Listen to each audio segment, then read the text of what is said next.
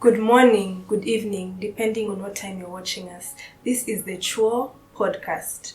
And let me just explain to you if this is your first time here. The TH talks for talking and healing. And then the CH stands for childhood. The W stands for wounds. So it's talking and healing childhood wounds. And today I have a very special guest. I will let her introduce herself later. But I just want to introduce the topic we're having today. It's a very, very touchy topic, and I hope you're ready. If you don't have tissue around you, please get some tissue. My guest here told me not to get tissue. She's strong. Or she's cried enough. Or she has finished crying. So our topic today is RIP mom and dad. Things I wish I told my parents when they were alive. So for you out there who has lost either your mom or either your dad, maybe are there things you wish you told them? We will go into that today with my guest here. I don't want to reveal her name, but she'll introduce herself. So welcome. And if you're watching this for the first time, please subscribe and share with your friends. So welcome. Thank you. I hope you're feeling happy to be here today. I'm happy, excited. Uh-huh.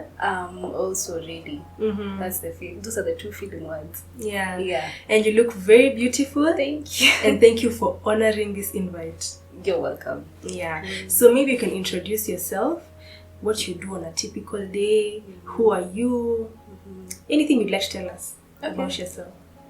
So my name is Caroline Wanjiru. I'm a counselor by profession. I normally like using my skills to help other people out there. You'll find me maybe moderating maybe a class, mentoring young people, just being a part of something that will make people grow and maybe heal. That's me in a nutshell. Yeah. Yes.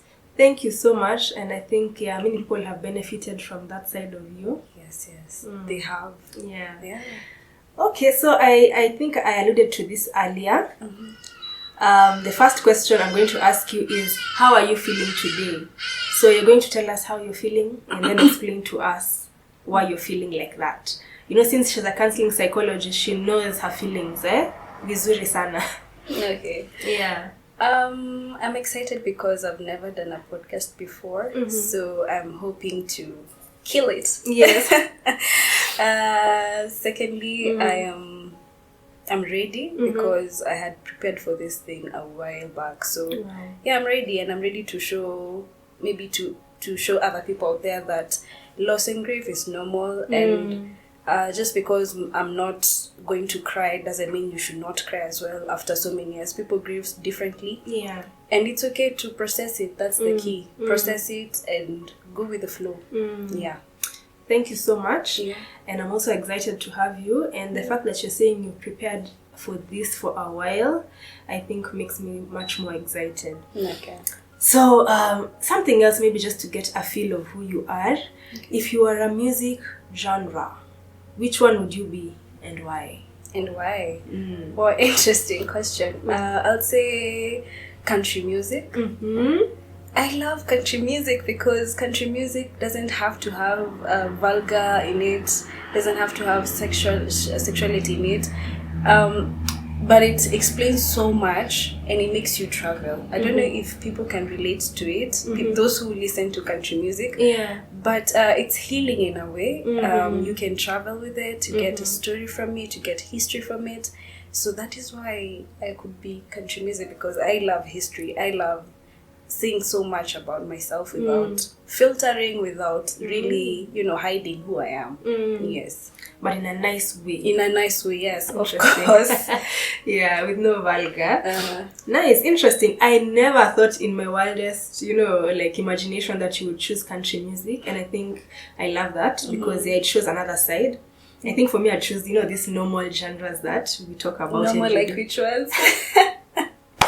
I'm not trying to say it's no. It's not what people listen to nowadays. Yeah. Okay. Do people listen to country music nowadays? Yes, they do, but not so many people. Yeah, it makes it unique, yeah? Very unique. Yeah, so now I want to go, any fun facts or basic demographic info that you'd like to share with these people out here any fun facts, anything you'd like us to know about you that you haven't mentioned in your intro?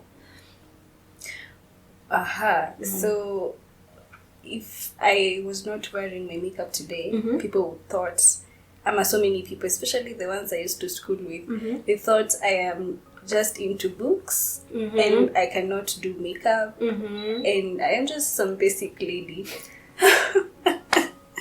Yeah. But fun fact about me is other than just reading, because when people see me, they feel like, this one is just book smart and all that. But apart from that, I love music. I love art. I love makeup. Makeup is part of art. And I love talking to people. I'm not just a book smart. Yeah, those are fun facts about me. Nice. Yeah. Just to help you give another fun fact, what is a weird food that you really love? It came on time, this question. I remember yesterday I was just talking to my friends about it. But I love githeri mixed with ndizi. I know it's weird, but I love such food. Yeah. It's exciting to me. Yeah. Interesting. I'd never eat githeri because of beans. I don't eat beans. And I know it's something people always like, this is maringo. This is pride. But I have not eaten beans in the last about 4 years. Yeah. How are you surviving? I'm surviving on man shall not live on bread alone. Yeah, so but a weird food I would want to say I like is mutura. You know, is that weird? It's weird because is it weird? No, because people tell me, you're not supposed to eat street food. You know, this is gonna make you sick. That's why your stomach gets sick. And here I am. I still love mutura. I am proud of it, and I would, shout about it in the rooftop. You know, that mutura is good. So I'm not bougie. So we're going right into it now. We're in a parent edition. I told Carol about our show, that we're here to heal parent-child relationships. And just to start us off, we don't need to go deep into the meat. We start with some appetizer here and there. So we're going to do a round of Never Have I Ever, parent edition. And so Carol and I will come up with Never Have I Ever, a few, 3. We should do 3? Yeah, 3 is okay. 3 is okay. And we're just going to say what we have never experienced or what has never been done to us by our parents. Yeah, please, this is the time to pick your tissue if you have not picked it. We'll start with my beautiful guest here. Okay. Yeah.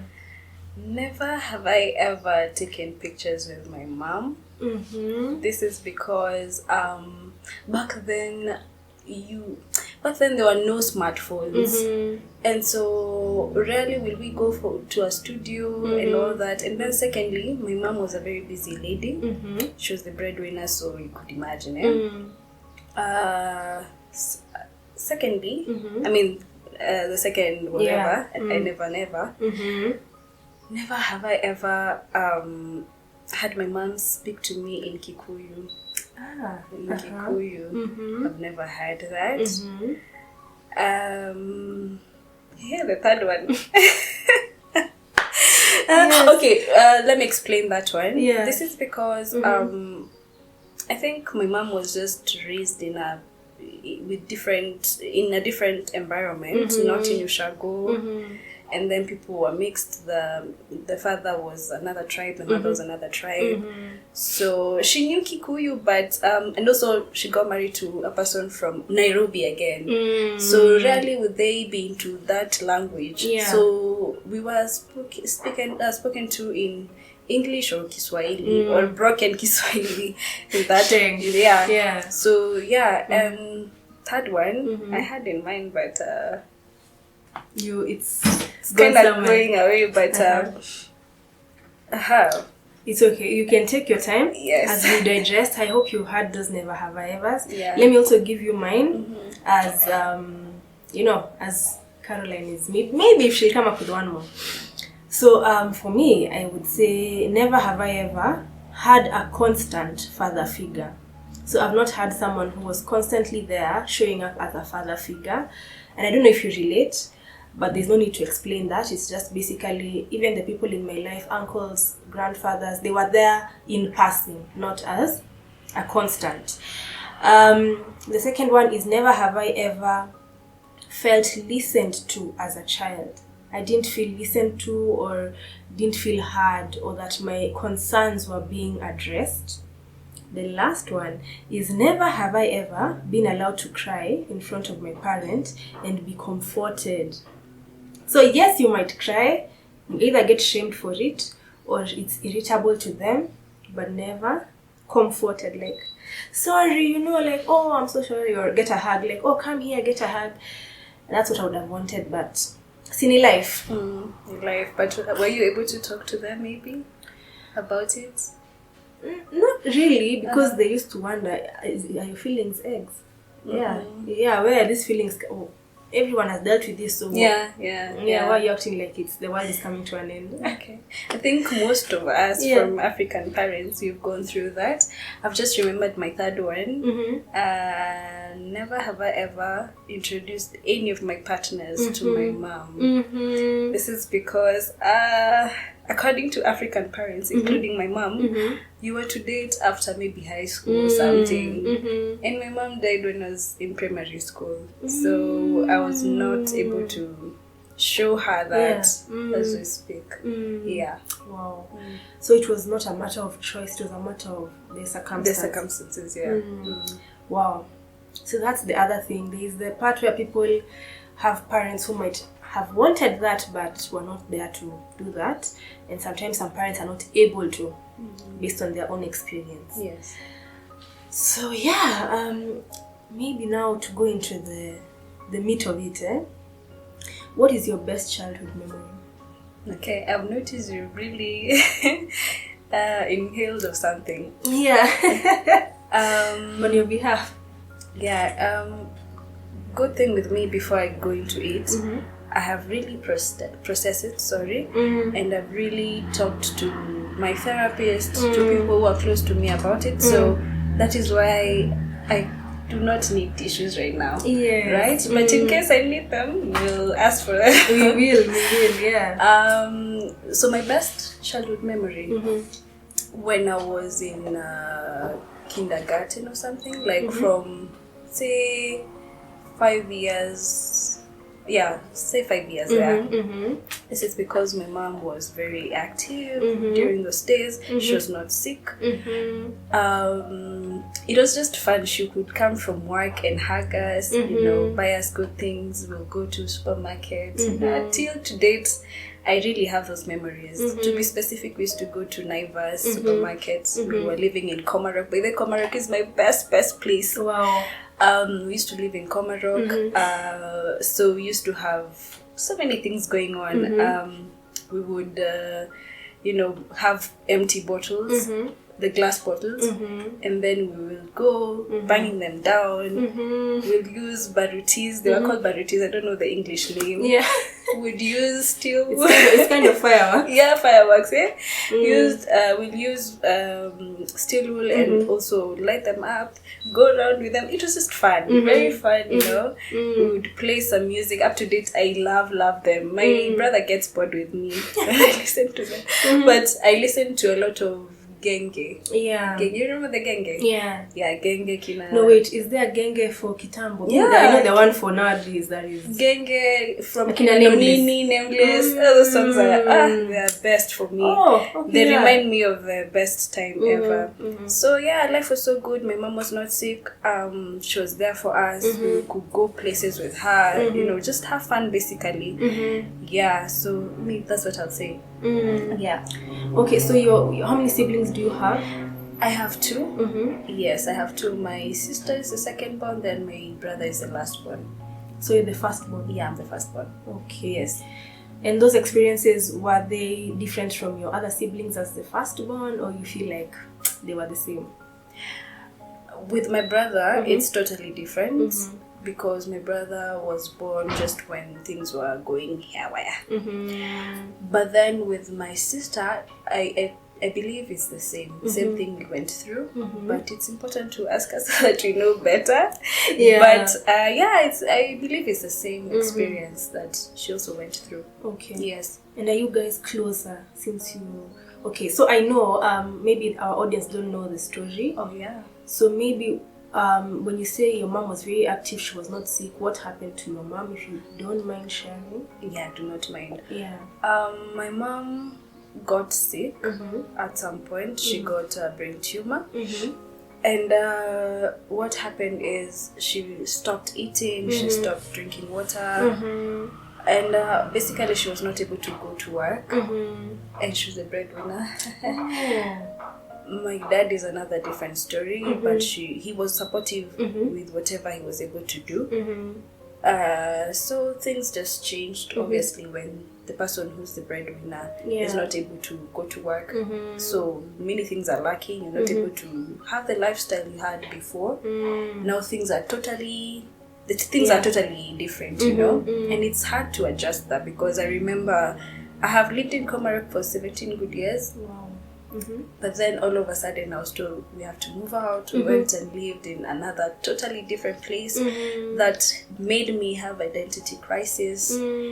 I was struggling with that a lot, because I'm used to a place where there's a lot of noise, you know. Take me to South this, I would say it's okay. Take me to somewhere else. I would even prefer Kayole, you know.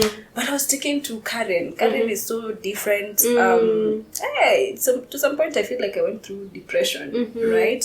And I felt like I'm alone, you know, no one was understanding. So basically I'll say that things were different. My mom became sick. She was so sick that she was taken to a big hospital.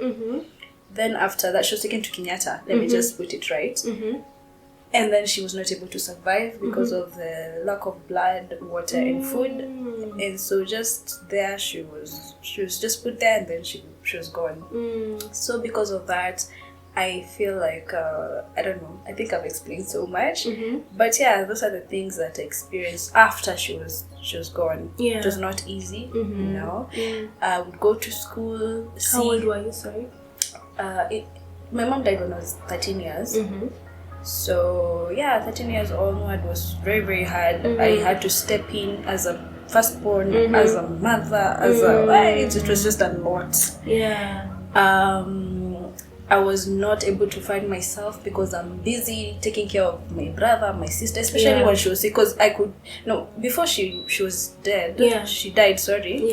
Yeah. She was sick for a long time. Since 2012. Yeah. And all that made me, you know, I could see her suffering. So I would really, from my young age, I would take care of my brother, my sister. I come from school, make sure my brother is clean, wash the house, cook. It was just a lot. Yeah. I was not able to be a child. In fact, one of the things I would add in that I never ever is I since maybe say when I'm 13 years old, I was not able to experience my teenagehood properly. So that's what I'll say. And I survived. Never have you ever enjoyed your teenagehood? Yes. I felt forever I was a mother. I was supposed to be a grown-up. It was just, I was always ahead of my age. Yes. What about now? Do you feel like you're ahead of your age? Now there's some things I'm still struggling with. I take life too seriously. I take life too seriously. I don't enjoy my age as it's supposed to be. Okay, there's some things I'm okay with it, but I find myself trying to be an older person than my age, because I was exposed to be that older person, that older sister, that older. So every time, to some extent, when I'm around people who are older than me, I do not like mentioning my age. I'm not comfortable with it. You find myself just, you know, what can I say? Trying to fit to be like them, you know? Yeah, until they tell me, you know, you're young. I'm like, oh, I'm not young. You know, your generation this.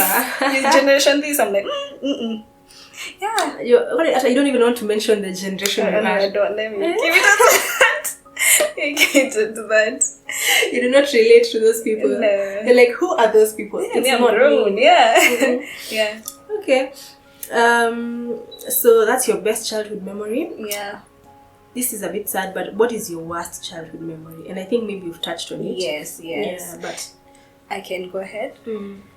Well, my worst childhood memory is when my mom stopped working.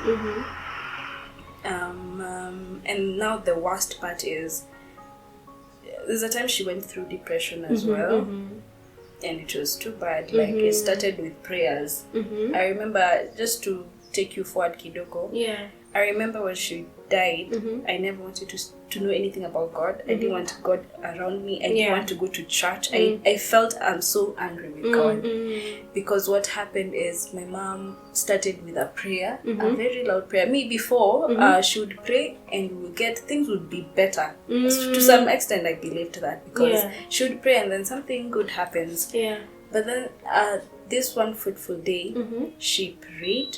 Actually, it was a night. She prayed, and then the next day she was just behaving weird. She would just, I don't want to go into details, but she was just weird. I remember I called the mother to my mom. I called my aunties and I told them my mom is not okay. Yeah. They came, they prayed, but nothing changed. She was just not the same, you know. I went through a lot with her because for some reason when she went through whatever she went through, she started treating me like I'm not her daughter because I was named after my father's side. So I was shocked. I'm not used to this. It was just terrible, you know, terrible. And then everyone knew about this because we were living in an estate, so everyone knew. So for me, that was worse. I didn't like it. I didn't like anything about it. And again, like I said, I felt like I was alone for the most part, right? It affected me, my education. I remember I used to perform so well.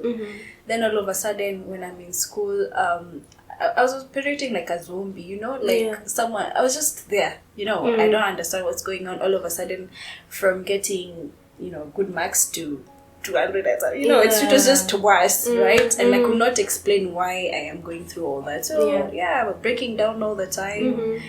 And it's because I was not able to talk. I was alone. I was not able to talk to my mom anymore. I was not able to talk to my dad. I felt alone. Yes. So your worst childhood memory was feeling alone and having so much to deal with. Yes, feeling alone, a lot to deal with at that age, and nothing becoming better because since then things have been skyrocketing. So that's what I'll say. Thank you so much for being raw and candid with us. And I'd like us to stop at this point because I feel like it's heavy. But what we'll do, we'll have a part 2. As I said, our show or our podcast is more of solution oriented and more of healing.